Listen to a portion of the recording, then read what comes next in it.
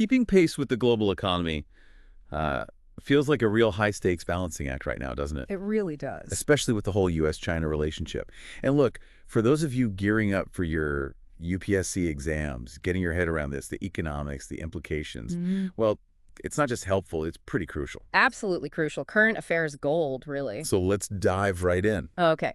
So today we're really focusing on China's recent economic strategies, specifically how they're navigating, the ongoing trade pressures from the U.S. And our main source for this. Our primary lens is a recent report from the Indian Express. It offers a really valuable perspective, especially for our listeners. But we're also pulling in insights from places like Xinhua, Time Magazine, The Guardian, Bloomberg, Reuters, BBC, even the International Energy Agency, just to get that broader picture. Right, a full view. And our mission today is, well, pretty straightforward. We want to pull out the key shifts, strategy, economics, what's happening in China, and figure out the potential impact, especially thinking about international relations, economic policy, vital areas for UPSC prep. Exactly. So China's been making headlines, some significant announcements recently. That's right. After a Politburo meeting, Xi Jinping outlined some new initiatives. The official Xinhua readout, it talked about reinforcing bottom line thinking. Bottom line thinking. Yeah. Okay. What does that actually mean in practice? Well, it basically suggests a focus on ensuring fundamental economic stability, making sure the core system can handle challenges. They also talked about being fully preparing emergency plans. So bracing for impact, essentially. Kind of, yeah. Though they did also mention a positive trend maybe coming in 2025. But that was quickly followed by concerns about increased external shocks. External shocks, meaning the U.S. trade situation, presumably? That's how most analysts are reading it, yes. A veiled reference. And they didn't hold back on the rhetoric either. No. What did they say?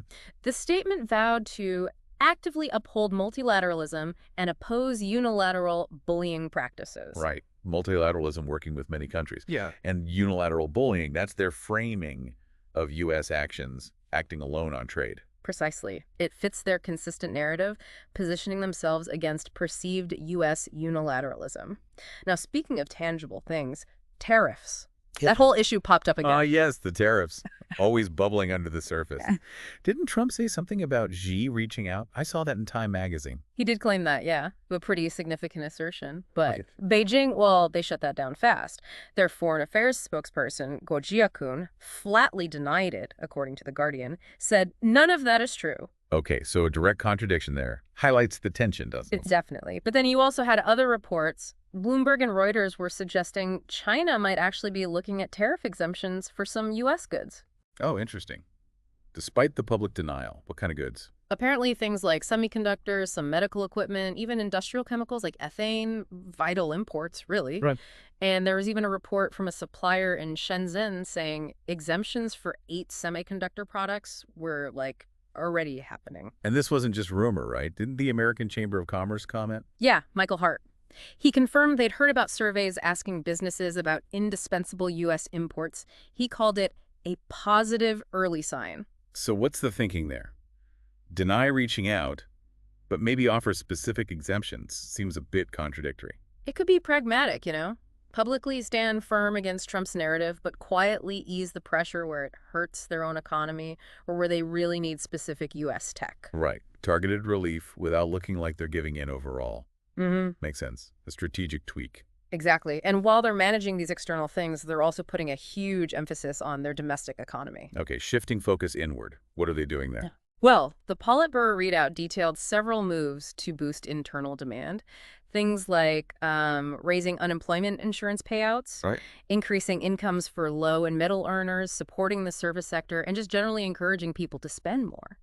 So really trying to get the internal economic engine firing. Precisely. It seems like a dual strategy. Manage the outside pressures, strengthen the inside foundation. And support for businesses, too, especially ones struggling. Yes, absolutely. The statement called for multiple measures to help enterprises in difficulties. Plus, talk about proactive macroeconomic policies. Meaning things like interest rates, government spending, that kind of lever pulling. Exactly that. And also developing a new real estate development model, likely trying to tackle those debt issues we hear about and pushing urban renewal programs. It's quite comprehensive. It sounds like they're really preparing for the long haul. Right. I saw Wen T. Sung from the Atlantic Council suggested Beijing is prepping for for a long trade fight and really doubling down on boosting domestic demand. Yeah, that analysis fits perfectly with what we're seeing. It suggests this isn't just a reaction, but a sustained strategic shift. They seem ready for trade friction to continue for a while. And this isn't new, is it? They've been investing heavily in their own industries for years now, since the first tariffs back in 2018. Oh, absolutely. Think AI, renewables, chip manufacturing. The BBC reported on this extensively. The clear goal is reducing reliance on the U.S., building up their own capabilities. Self-reliance, that seems to be the key word. It really does. And, Mary Lovely at the Peterson Institute made a really interesting point about this. How was that? She suggested that because China's domestic market is just so massive, the leadership might be willing to actually endure quite a bit of economic pain from tariffs, rather than be seen as caving to U.S. pressure. That shows some serious determination, doesn't it? Yeah. The domestic market acts as a huge cushion. A massive cushion. Plus, they've been diversifying trade quite successfully. Southeast Asia is now their biggest export market, not the U.S. Right. And their overall trade surplus is enormous, something like $1 trillion. That's the figure reported by the BBC, yeah. So they're less vulnerable to pressure from any single partner than they used to be. Okay, let's talk leverage. China definitely has some cards to play. Rare earths, for instance. Ah, yes, Yeah. That's a huge one. The IEA data is stark. They control something like 61% of global production, but a whopping 92% of the refining. 92%. Wow. That's dominance. And these are crucial for so many modern technologies, right? Absolutely. Everything from smartphones to advanced defense systems. And they are using this leverage. How so? They've put restrictions on exporting certain critical minerals, antimony, some specific rare earths needed for AI and defense tech. And that could really bite. According to Thomas Krumer, who was quoted by the BBC, yes, he suggested it could have a substantial impact, particularly on the U.S. defense industry. It's a clear strategic pressure point. Okay, another potential lever. U.S. Treasury bonds. China holds a lot, don't they? Around $700 billion. They do hold a significant amount, but using it as a weapon, well, experts seem cautious. Why is that? Because aggressively selling off U.S. bonds could potentially destabilize their own financial system, too. It's such an interconnected thing. A drastic move could backfire badly on both sides. It's leverage, but maybe not easily usable leverage. Right, a double-edged sword. Okay, so bring this back home, especially for our listeners prepping for the UPSC exams. Yeah. The Indian Express piece mentioned this idea from Richard Baldwin about India potentially having its Latin America moment. Yeah. What's that about? Well, Baldwin's idea basically draws an analogy. Historically, there were times when big global economic shifts, like changes in trade patterns or investment flows, created unique opportunities for some Latin American countries to grow and integrate differently into the world economy. Okay. So he suggests that the current situation, the U.S.-China tensions, the realignment of supply chains, this disruption could actually create similar opportunities for India. Opportunities like what? Yeah, Extracting investment, leaving China, Yeah. expanding exports. Exactly. Opportunities to maybe become a bigger node in global supply chains, attract foreign investment looking for alternatives, grow export markets. Essentially, for India to strategically benefit from the shifts in the global economic order. It's about seeing opportunity in the disruption. Fascinating concept. Yeah. Okay, so let's try and synthesize this.